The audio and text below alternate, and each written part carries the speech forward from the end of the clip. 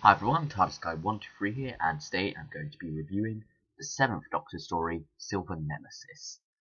So this is the 25th anniversary story, and it's got a lot of stuff going on in it. 3-parter, which is odd, expected to be a 4-parter, because that's just kind of like standard for classic Who. And, it's got the Cybermen in it and whatnot, but anyway, that's besides the point really.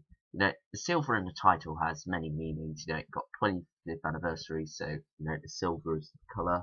We've also got the Cybermen in it, so naturally enough, they're silver, so silver in the title. And then you've also got the Nemesis bit with the silver Nemesis.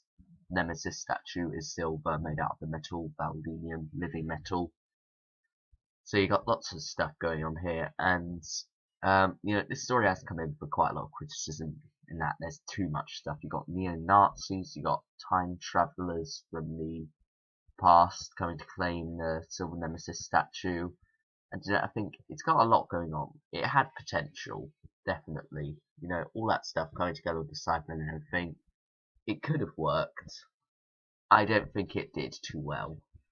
Mainly because, there's too much going on, and 3 episodes, not enough time really. And also, it's very silly at times, I feel.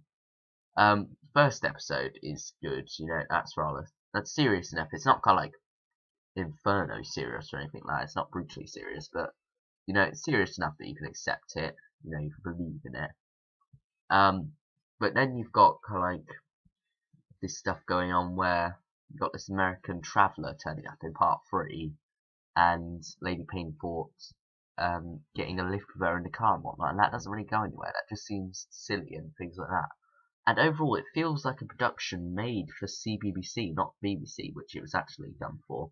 It feels like they made this to go out on CBBC. If I turned on CBBC one day and saw Silver Nemesis play, I wouldn't question it, to be honest, because it just feels like it should be on there. It doesn't feel like kind of like the adult Doctor Who that you'd expect it to be. Not adult, but family. This feels specifically aimed at kids rather than the whole family, which is unfortunate, I'd say, because it's probably the reason that a lot of fans don't like it. But I think younger children probably have a blast with this because it's funny, it's got all that stuff going on, and it's got very much the air of a CBBC production.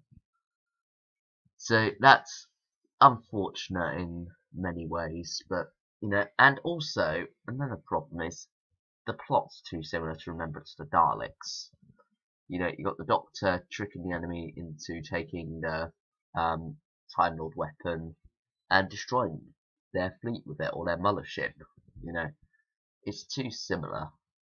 But to have them going out not only with the same Doctor, but in the same series, weeks apart, you've only got the Happiness Patrol, a 3-parter in between this story and Remembrance of the Daleks. So that's not too good either. And, since Remembrance of the Daleks is so good and so superior, it just makes this one look even worse in comparison, which is unfortunate. Now, there are some good parts in this. I think the Cybermen themselves are portrayed as good enough for threat at times. They're used for comedy at some points, but they're not used for comedy in a bad way. They're not kind of like made to look silly like they are in the new series. They're still made to be a serious threat, but you've got comedy from these places. So while it doesn't make them scary like they were in the 60s, it does, and early 80s in a way, it does still make them a credible threat, just not a scary threat, I guess. Then you got the whole neo-Nazi thing, which could have been cut out from the plot, if I'm honest.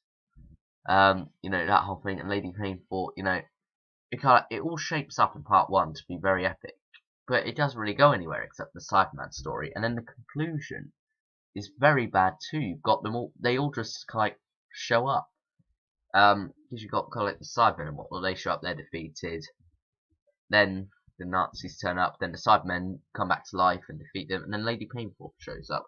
And it's just this odd scene between the Dr. Ace, the Cyber Leader, Lady Painfort, and her aide, who I can't remember the name of.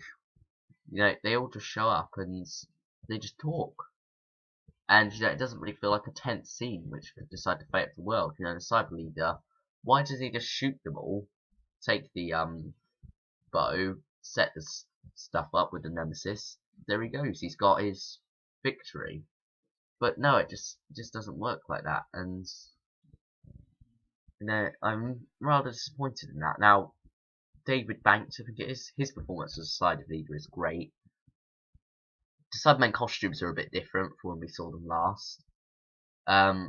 They've got gloves, really big, rather clunky gloves, hand things, which don't look good at all.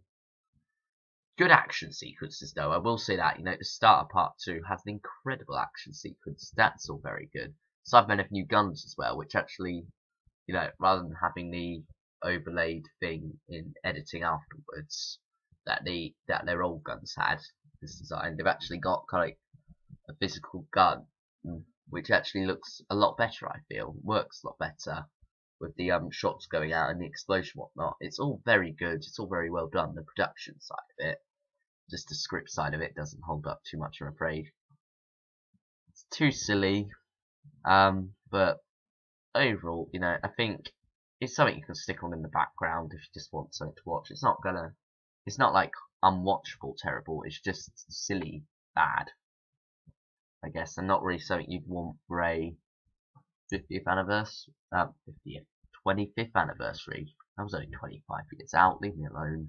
Don't hate me. So yeah, I think now's about time to finish this review up. 5 out of 10, I think. That's a fair rating for this story. Yeah, that's the best this story's gonna get. 5 out of 10 from me. Thanks for watching, everyone, and I'll see you all next time. Bye, everyone.